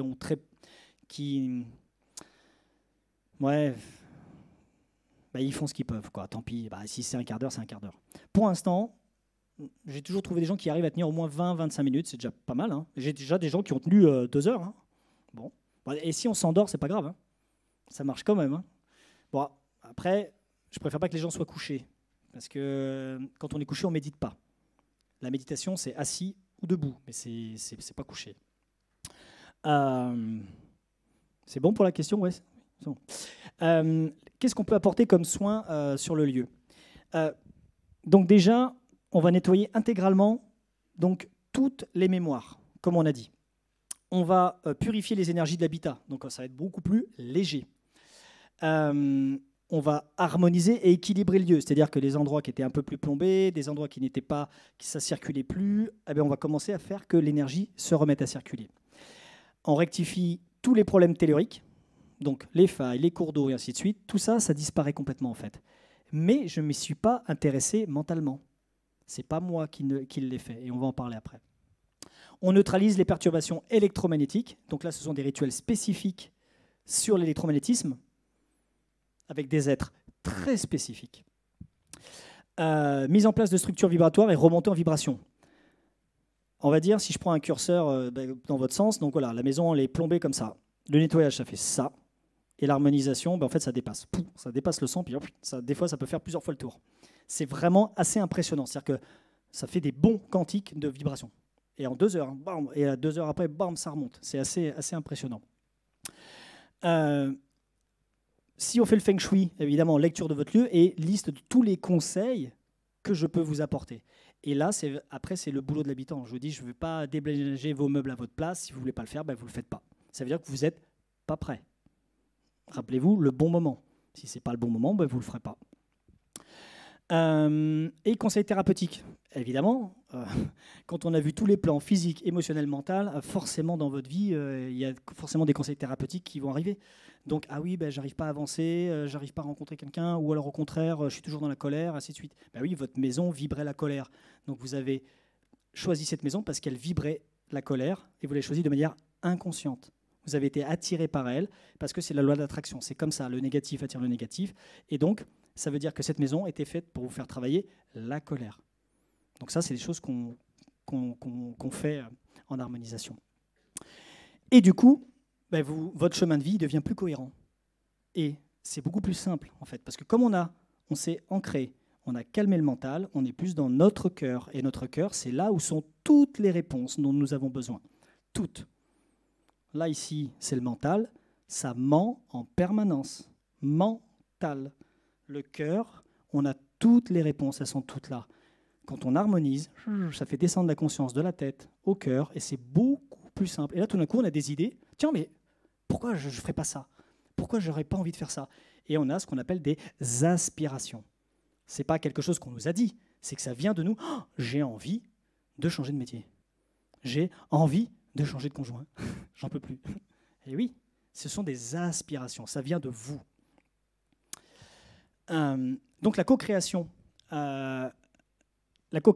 c'est un travail d'équipe. C'est-à-dire que vous voyez comme moi, mais en fait, j'ai une équipe entière qui on travaille ensemble en fait, et je les appelle. Donc vous les voyez pas, mais ça peut être des êtres de la nature, ça peut être des êtres stellaires, ça peut être même ce qu'on appelle dans notre jargon mère divine. Donc c'est l'être supérieur qui a créé toute vie et toute chose. Et donc on fait appel à ces différents êtres et en permanence ça travaille et ça passe par nous. Nous, on fait juste la demande et ça passe à travers nous. Il faut 2 ans de formation pour comprendre ça. C'est pas simple, mais c'est comme ça. Donc, force de l'astral, force du mental, à travers l'énergie des habitants. Il faut savoir qu'une harmonisation, ça passe comme ça. C'est-à-dire que si on doit visualiser, ça passe dans mon coronal, ça passe dans mon cœur, ça va dans le cœur de l'autre, et après, ça rayonne à partir de l'autre. Donc, en fait, l'harmonisation, c'est vous qui la faites. C'est assez drôle.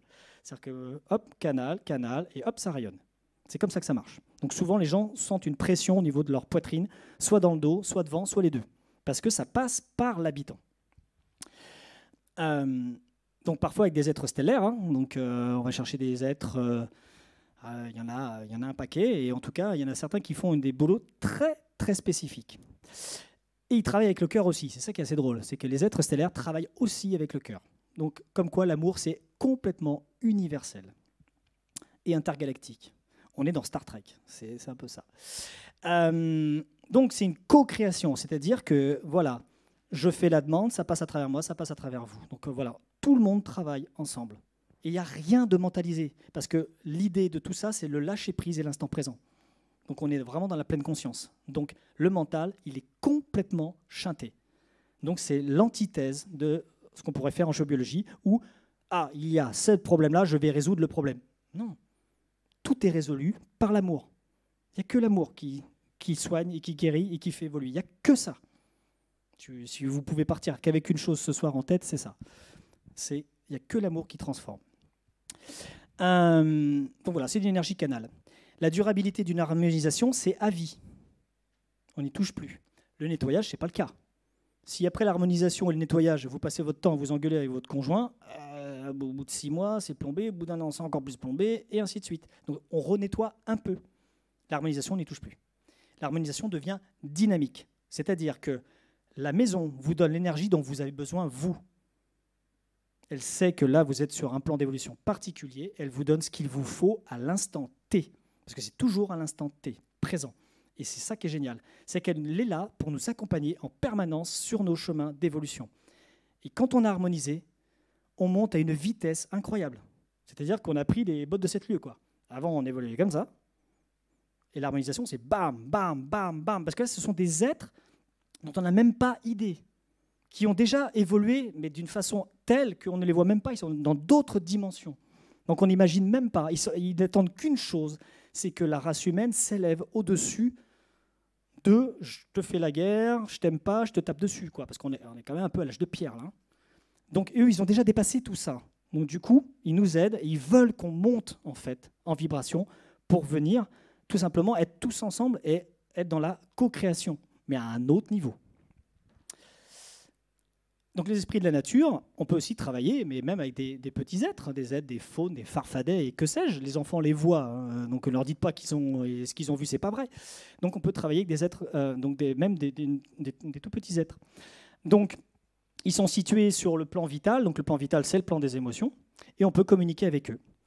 Et eux, leur boulot, c'est de faire que la nature tient en fait, que la nature pousse, que les animaux se déplacent, qu'ils communiquent, ils font que ça. Donc on travaille avec les êtres dont c'est le boulot, entre guillemets, on travaille avec eux. Et on ne croit pas que l'être humain a tout fait, tout construit, tout maîtrisé. Non, on ne maîtrise pas grand-chose. Hein. Donc voilà, c'est eux qui nous aident à monter le taux vibratoire, à faire circuler l'énergie. Et c'est eux qui, avec l'énergie de ce qu'on appelle donc Mahalakshmi, qui est l'énergie féminine qui maintient la cohérence de l'univers. Et ils sont en cohérence. Et ils ne travaillent que sur l'harmonie et la cohésion et faire que ça se tient. Donc on travaille avec des êtres dont l'harmonie est la base. Ils sont là que pour que ça soit harmonieux. Et nous, on a du mal avec l'harmonie. Hein. On est tellement dans notre ego, dans notre mental. On juge, on critique. On n'est pas dans l'harmonie. Hein. Du coup, qu'est-ce que ça peut vous apporter ? Évidemment, on dort mieux. Meilleur sommeil. Plus réparateur. Meilleure récupération physique. Vous récupérez de la vitalité. Donc, quand vous avez de la vitalité, vous pouvez évoluer. C'est aussi simple que ça. Meilleure santé. Et alors, à tout niveau. Hein, plantes, animaux, humains. Tout le monde. D'ailleurs, c'est assez marrant de voir les animaux dans une harmonisation. Il y a des chats qui s'effondrent et il y a des chats qui deviennent fous pendant 1 heure. C'est assez marrant. Ça crée une ambiance apaisée. Ça calme. Oui, parce qu'on est tout le temps dans le mental. Donc, ça fait bzz, bzz, bzz, bzz, bzz. Et l'harmonisation, ça descend. Plus de sérénité, de joie, et vous sentez comme une libération. Lever de tous les blocages, donc voilà, au fur et à mesure de votre chemin, ça va bloquer plein de choses. Moi, en fait, les portes, elles s'ouvrent. Ça fait que s'ouvrir. Et on se dit, mais c'est incroyable, mais ça va s'arrêter où en fait ? Ça s'ouvre, ça s'ouvre, ça s'ouvre. Ben oui, parce que vous êtes plus dans votre cœur. Donc si vous êtes plus dans votre cœur, votre âme a beaucoup plus, on va dire, plus les capacités de vous envoyer de la lumière et de l'amour pour que vous évoluiez encore plus vite. Et donc la maison, c'est devenu un gros canal de votre âme. C'est tout. C'est assez bluffant. Améliore les relations interhabitants, évidemment. Alors, l'harmonisation, ça ne va pas tout faire disparaître comme ça.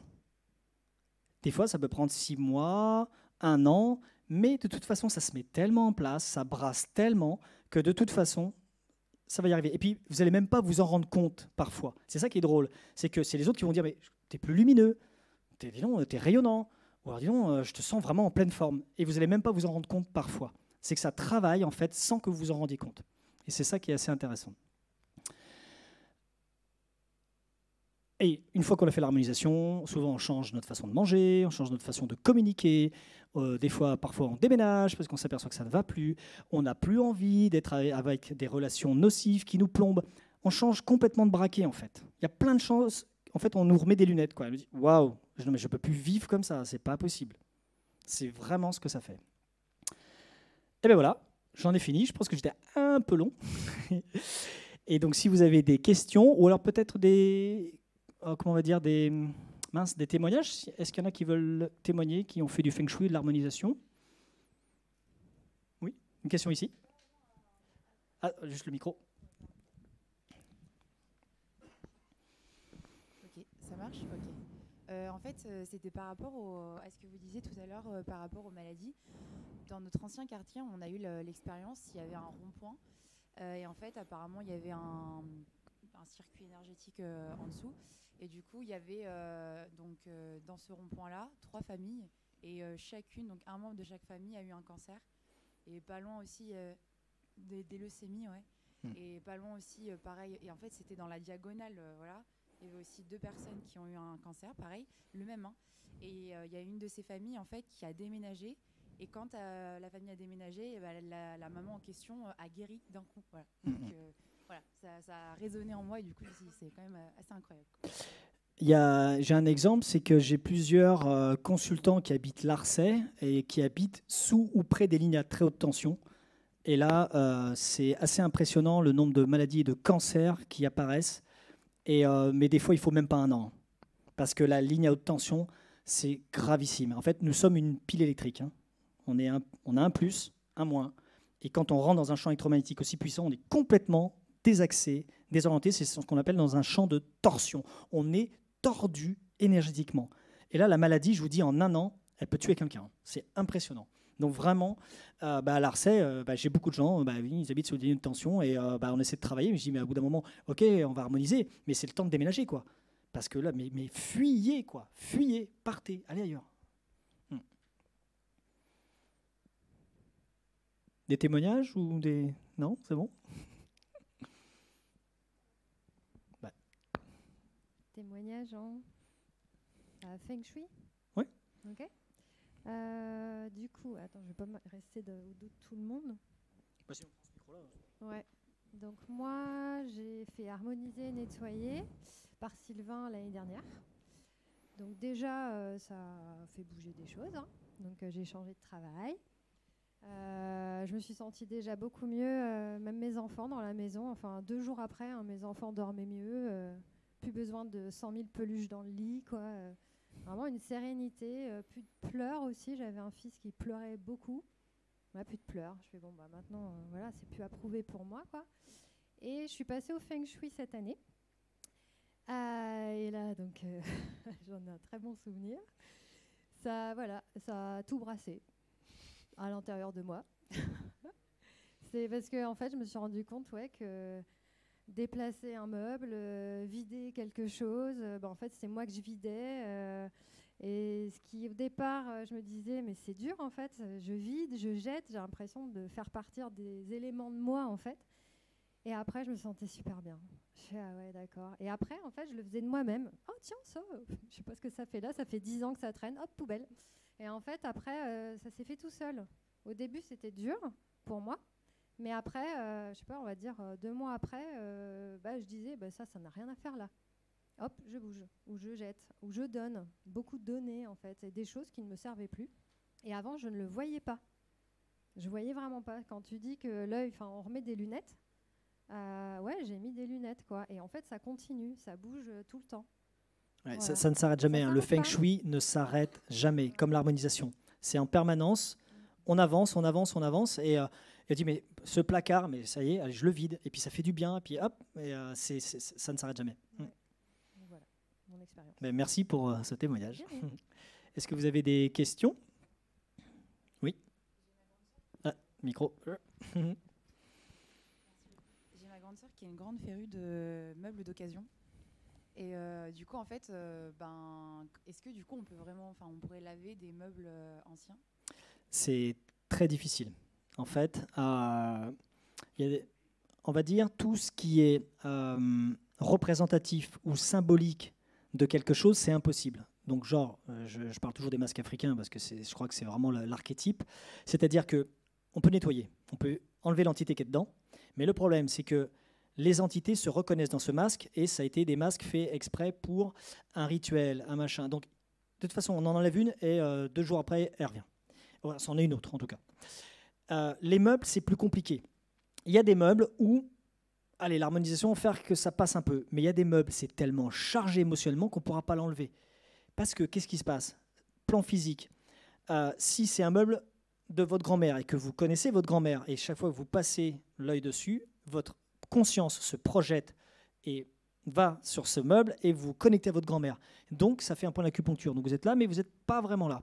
Et donc, vous multipliez ça et vous êtes bloqué à un moment donné. C'est que votre conscience va papa, maman, grand-mère, machin, et donc on est bloqué. Donc ça, quand c'est des meubles dont on connaît l'histoire. Mais les meubles dont on ne connaît pas l'histoire, c'est pareil. C'est-à-dire qu'il y a une autre histoire et on se connecte à quelque chose dont on n'a aucune conscience. C'est presque pire, parce qu'on ne sait même pas d'où ça vient. On regarde le meuble et ça nous plombe, on est triste. Ben oui, si la grand-mère qui avait acheté ça était triste, elle a perdu son mari à la guerre, je ne sais pas quoi, pendant 30 ans, elle a pleuré sur cette commode, la commode, elle a tout pris. Donc, on n'arrive pas à l'enlever, ça. Donc, en fait, je dis toujours, arrêtez les brocantes, quoi. Arrêtez. Non, franchement, c'est une horreur. Sinon, on ne peut rien en faire, mais vraiment, on ne peut rien en faire. Et le meuble, vous pouvez vous engueuler. Mais, je ne sais plus quelle expérience c'est, mais vous prenez un pot et vous mettez des fruits dedans et vous passez, allez, on va dire 2 heures à insulter les fruits, et vous prenez le même pot avec les mêmes fruits et vous leur envoyez de l'amour. Mais vous allez voir la différence. Il y en a qui se met à pourrir, à décrépir en 2-2, et l'autre qui est complètement cristallisé et qui, au contraire, peut durer hyper longtemps. C'est incroyable, l'intention qu'on met sur les objets, ça marque et ça reste gravé. Donc, je peux nettoyer les gens. C'est presque plus facile de nettoyer les gens que des objets, en fait. C'est bizarre, hein? Presque bizarre. Merci. D'autres questions? Eh ben, on en reste là. Delphine, tu clôtures? Ben, merci à vous, en tout cas. Merci beaucoup, Sylvain. Merci aux esprits. Je ne sais pas qui était là, mais Il faut que tu viennes là parce que je laisse descendre. Et on vous retrouve autour du bar, devant le bar, autour du verre de l'amitié, voilà, pour continuer à échanger, voilà, vos impressions, mieux se connaître, voilà, dans l'espoir de vous retrouver régulièrement pour créer une communauté d'holistique, d'Arcopole. Voilà, venez enrichir cette communauté, venez avec tout ce que vous avez à partager. Nous, on est ravis d'accueillir ça. Bonne soirée à vous. Merci Sylvain.